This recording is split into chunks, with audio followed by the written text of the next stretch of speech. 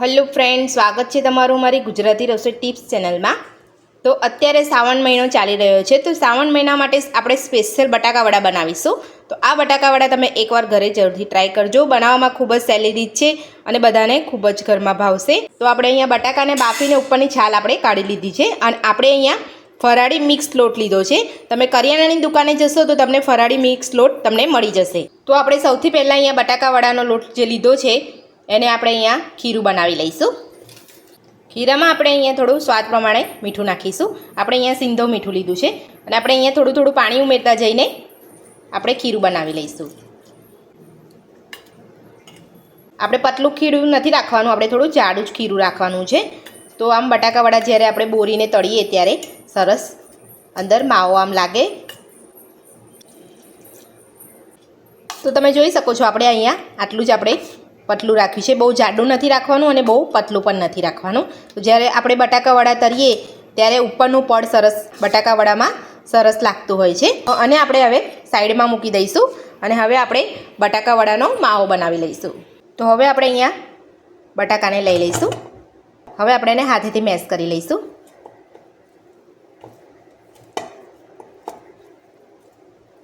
તો હવે આપણે અહીંયા 1 ચમચી જીરું અને આપણે 1 ચમચી તલ લીધા છે, એ આપણે એડ કરી દઈશું। અને આપણે અહીંયા લીલા ધાણા લીધા છે 1 વાટકી, એ પણ આપણે અહીંયા એડ કરી દઈશું। 1 ચમચી આપણે લીલા મરચાંની આપણે અહીંયા પેસ્ટ બનાવી લીધેલી, એ પણ આપણે અહીંયા એડ કરી દઈશું। તમે તમારા ટેસ્ટ પ્રમાણે મરચાંનું પ્રમાણ વધતું કે ઓછું કરી શકો છો। તો હવે આપણે અહીંયા દાડમના દાણા લીધા છે। દાડમના દાણા તમારી પાસે ના હોય તો તમે સ્કીપ પણ કરી શકો છો। તો આપણે અહીંયા 2 ચમચી જેટલા એડ કરીશું। 1 ચમચી જેટલો આપણે લીંબુનો રસ એડ કરીશું। સ્વાદ પ્રમાણે ફરાળી મીઠું નાખીશું। અડધી ચમચી આપણે અહીંયા દરેલી ખાંડ નાખીશું। તો હવે આપણે બધી જ વસ્તુને સરસ મિક્સ કરી લઈશું। તો તમે જોઈ શકો છો આપણે અહીંયા બધો જ આપણે બટાકાનો માવો આપણે અહીંયા સરસ મિક્સ કરી લીધો છે। હવે આપણે એના નાના નાના બોઇલ બનાવી લઈશું। બહુ નાના નથી બનાવવાના, થોડા મીડિયમ સાઇઝના રાખવાના છે। તો તમે જોઈ શકો છો આપણે માવાના અહીંયા નાના નાના અહીંયા બોલ વાળી લીધા છે। તમારે આનાથી મોટા યા તો તમારે આનાથી નાના બી કરવા હોય તો તમે કરી શકો છો, પણ આપણે અહીંયા મીડિયમ સાઇઝના જ અહીંયા બોલ વાળી લીધા છે। તો હવે આપણે અહીંયા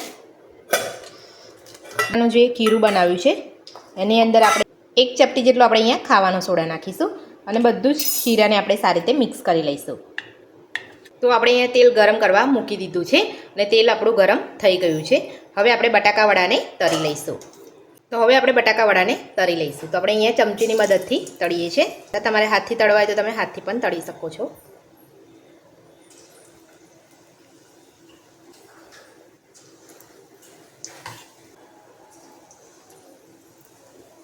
હવે આપણે બટાકાવડાને ધીમા તાપે થવા દઈશું। હવે આપણે બટાકાવડાને પલટાવી લઈશું। તો બટાકાવડા આપણા તળાઈ ગયા છે। હવે આપણે એને કાઢી લઈશું। આવી જ રીતે આપણે બધા જ બટાકાવડાને તળી લઈશું। તો બધા જ બટાકાવડા આપણે અહીંયા તળી લીધા છે। તો આપણા બટાકાવડા બનીને તૈયાર છે। તો ફરાળી બટાકાવડા બનાવવાની રીત તમને મારી કેવી લાગી મને કોમેન્ટ બોક્સમાં જરૂરથી જણાવજો। જો વિડીયો પસંદ આવ્યો હોય તો વિડીયોને લાઇક કરજો, ચેનલને સબસ્ક્રાઈબ કરજો, તમારા મિત્રોને જરૂરથી શેર કરજો। Thank you.